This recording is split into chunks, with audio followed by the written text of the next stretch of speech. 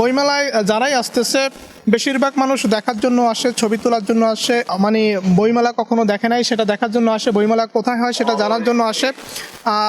গত বছরগুলোর তুলনায় আমি বলবো যে এই বছরে বইমেলায় লোকের সংখ্যা অনেক অনেক কম এবং ক্রেতার সংখ্যাও কম আমার কাছে মনে হচ্ছে। হ্যাঁ, আমার কাছে আসলে কাজী নজরুল ইসলামের এবং রবীন্দ্রনাথ ঠাকুরের বইগুলো খুবই ভালো লাগে এবং আরেকজন লেখক আছেন হুমায়ুন আহমেদ স্যার, তার লেখাগুলো আমার খুব ভালো লাগে, চমৎকার লাগে। আপনি বইমেলায় কি এর আগে আসছেন নাকি আজকেই প্রথম আসছেন? আমার এর আগে কখনো আসা হয় নাই, এই ফার্স্ট টাইম আসলাম। সবটা মিলাই খুব ভালো লাগছে।